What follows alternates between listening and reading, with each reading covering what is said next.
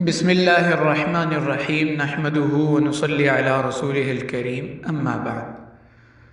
محترم ناظرین، مہمان نوازی ایسا عظیم وصف ہے جو تمام انبیاء میں اللہ تعالیٰ نے رکھا تھا۔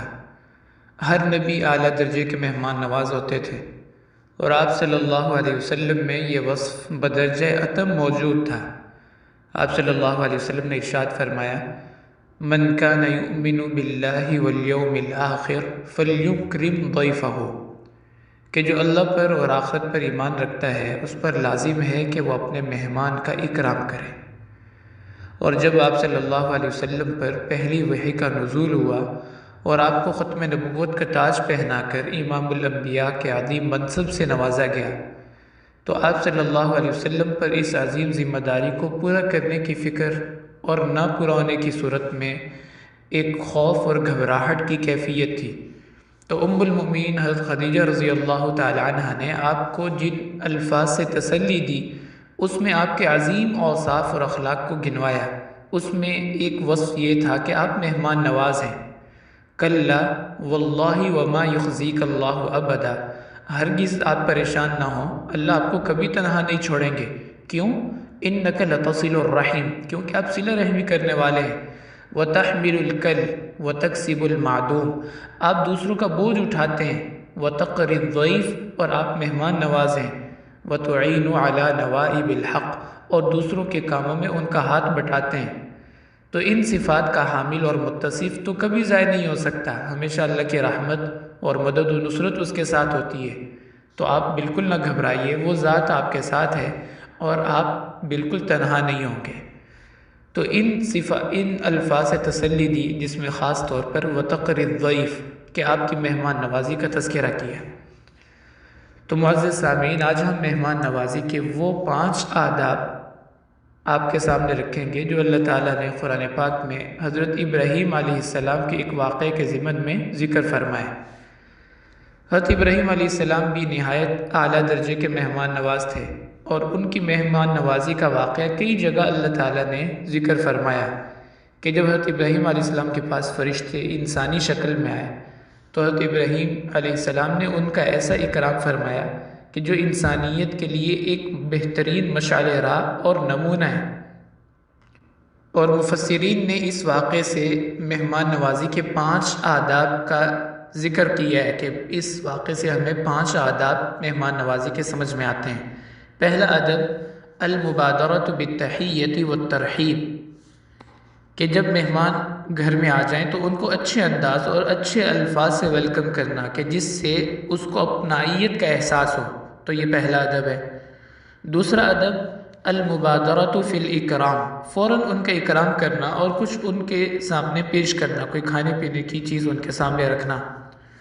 اور تیسرا ادب تقدیم اطیب الاکل، کہ مہمان کو اپنی وسعت کے مطابق بہترین اور پرتکلف کھانا کھلانا۔ اور چوتھا ادب ہے تقریب الطعام الی الضیف، کہ پہلے مہمان کو کھانا پیش کرنا، ان کے برتن میں پہلے کھانا ڈالنا اور بعد میں خود لینا۔ اور پانچواں ادب ہے التلطف فی الکلام مع الضیف، مہمان کے ساتھ انتہائی محبت اور عزت کا معاملہ کرنا، اور ان سے ان کے آنے کا مقصد پوچھنا اور ان کے مقصد کی تعمیل کرنا۔ اب ہم ان آداب کو آیت مبارکہ کے الفاظ سے بھی ثابت کر کے دکھاتے ہیں کہ کس لفظ سے کون سا ادب ثابت ہو رہا ہے۔ یہ آیات ہیں سورۃ الذاریات کی، جس میں اللہ تعالیٰ نے پورا واقعہ بیان فرمایا۔ اللہ تعالیٰ کا ارشاد ہے، هل اتاک حدیث ضیف ابراہیم المکرمین، کیا آپ نے حضرت ابراہیم علیہ السلام کا واقعہ سنا کہ جو مہمان ان کے گھر تشریف لائے؟ اذ دخلوا علیہ، جب وہ مہمان پہنچے، فقالوا سلاما، اور سلام کیا۔ قال سلام، تو فوراً سلام کا جواب دیا۔ اس سے پتہ چلا کہ سلام کا جواب دینا ویسے بھی واجب ہے، لیکن جب مہمان آئے تو اچھے انداز سے ان کو جواب دیا جائے جس سے ان کو اپنائیت کا احساس ہو۔ قوم منکرون، حضرت ابراہیم علیہ السلام نے فرمایا کہ میں نے پہچانا نہیں آپ لوگ کہاں سے آئے ہیں، کون ہیں۔ تو اگر مہمان ہوں اور ان کو پہلے سے جانتے نہ ہوں تو پوچھ سکتے ہیں کہ آپ کہاں سے تشریف لائے، یا جیسے کوئی فون کرتا ہے تو پوچھ لیں کہ میں نے آپ کو پہچانا نہیں، آپ کون بات کر رہے ہیں۔ قوم منکرون، پہچانا نہیں ہے۔ تو خیر آگے فرمایا فراغ الی اہلہ، ابھی حضرت ابراہیم علیہ السلام نے مہمانوں سے تعارف پورا نہیں کیا، فوراً اپنے گھر تشریف لے گئے کہ میں ان کی خدمت میں کچھ پیش کروں، ان کے کھانے کے لیے کچھ لاؤں۔ فراغ، تو اس لفظ سے پتہ چلا کہ تعارف بعد میں ہو جائے گا لیکن پہلے مہمانوں کے لیے اکرام ہونا چاہیے، تو اس چیز کو انہوں نے محسوس کیا۔ فراغ الی اہلہ، فوراً اپنے اہل خانہ کے پاس گئے، اور اس اہلہ کے لفظ سے ایک اور ادب سمجھ میں آیا کہ مہمان جب آئیں تو پہلا کھانا کوشش کریں کہ ان کو گھر سے کھلائیں۔ کئی لوگ مہمانوں کو سیدھا ہوٹل پہ لے جاتے ہیں، اگر مجبوری ہو تو ٹھیک ہے، لیکن مہمان کا اصل اکرام تو یہ ہے کہ اس کو گھر سے کھانا کھلایا جائے۔ اور آگے فرمایا فجاء بعجل سمین، بھنا ہوا بچھڑا لے کر آئے، جو کہ بہترین چیز تھی جو وہ اپنے مہمانوں کو پیش کر سکتے تھے۔ اور اس سے یہ بھی پتہ چلا کہ مہمان کے سامنے پورا کھانا رکھیں، جو وہ مرضی ہوگی وہاں سے وہ لے لیں گے۔ جیسے وہ پورا بھنا ہوا بچھڑا سامنے انہوں نے پیش کر دیا کہ جس کو جہاں کا گوشت پسند ہوگا وہ مہمان اپنی مرضی سے خود گوشت وہاں سے لے لیں گے۔ اور سمین کہ موٹا تازہ یعنی فربا جانور تھا جو کہ ان کی خدمت میں پیش کیا گیا۔ فقربہ الیہم، کھانا ان کے سامنے رکھا تاکہ مہمان پہلے کھانا کھا لیں، یہ بھی ایک ادب ہے۔ قال الا تأکلون، جب دیکھا کہ مہمان کھانا نہیں کھا رہے تو پوچھا کہ کیا وجہ ہے، آپ کیوں کھانا نہیں کھا رہے؟ تو گویا کہ مہمان اگر کھانا نہیں کھا رہے یا کھانا انہوں نے کم لیا ہے تو اس کی وجہ بھی پوچھیں کہ آپ نے کھانا سیر ہو کے نہیں لیا، آپ نے کھانا تھوڑا لیا ہے۔ تو یہ وہ آداب ہیں جو اللہ تعالیٰ نے قرآن پاک میں بیان فرمائے۔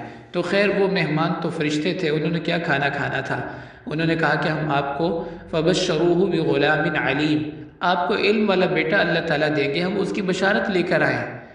تو حضرت سارہ جو ان کی بیوی تھی وہ ایک دم حیران ہو گئی، کیونکہ وہ دروازے کے پیچھے اوٹ میں پردے میں کان لگا کے سن رہی تھی کہ میرے میاں حضرت ابراہیم علیہ السلام اور مہمان کیا آپس میں باتیں کر رہے ہیں، جس طرح عورتیں گھروں میں دروازے کے قریب کھڑے ہو کے سنتی ہیں کہ کیا باتیں اندر ہو رہی ہیں۔ تو جب کہا کہ اللہ تعالیٰ آپ کو بیٹا دیں گے تو وہ سامنے آ گئی ہیں اور کہا کہ اس عمر میں ہمارا بیٹا کیسے ہوگا، اس بڑھاپے میں کیسے اولاد ہوگی؟ تو فرشتے کہنے لگے کہ آپ دیکھیں ایسے ہی ہو جائے گا، اللہ تعالیٰ آپ کو دے دیں گے۔ تو خیر حضرت اسحاق علیہ السلام اللہ تعالیٰ نے ان کو عطا فرمایا، یہ ایک خوشخبری تھی ان کی کہ حضرت اسحاق پیدا ہوں گے۔ لیکن حضرت ابراہیم علیہ السلام نے پوچھا کہ بیٹے کی بشارت کے لیے تو 1 یا 2 فرشتے کافی تھے، لیکن آپ 7-8 لوگوں کی جماعت ہیں، لگتا ہے کوئی اور کام بھی ہے، کس مقصد سے آئے ہو؟ تو انہوں نے بتایا کہ ہمارا دوسرا کام یہ ہے کہ قوم لوط کے اوپر ہم عذاب لے کر آئے ہیں۔ تو فوراً حضرت ابراہیم علیہ السلام فکر مند ہوئے اور کہا کہ حضرت لوط اور ان کی فیملی کا خیال رکھنا کہ ان کو کوئی نقصان نہ ہو، کیونکہ حضرت لوط علیہ السلام حضرت اللہ تعالیٰ کے نبی بھی تھے اور حضرت ابراہیم علیہ السلام کے بھتیجے تھے جو ان کے ساتھ عراق کے شہر بابل سے ہجرت کر کے فلسطین تشریف لائے تھے، اور اللہ تعالیٰ نے ان کو نبوت سے نوازا اور صدوم کی جو بستی تھی ان کی طرف نبی بنا کر ان کو بھیجا، اور یہ بستی اردن اور فلسطین کے درمیان میں جہاں بحر مردار ہے وہاں پہ آباد تھی، اور ان کا واقعہ آپ نے کئی دفعہ سنا ہوگا۔ تو بہرحال حضرت ابراہیم علیہ السلام کے اس واقعے سے مہمان نوازی کے 5 آداب جو مفسرین نے نکالے ہیں، استنباط کیا، وہ ہم نے آپ کے سامنے رکھے ہیں۔ اللہ تعالیٰ ہمیں بھی ان صفات کے ساتھ متصف فرمائے۔ وآخر دعوانا ان الحمد للہ رب العالمین۔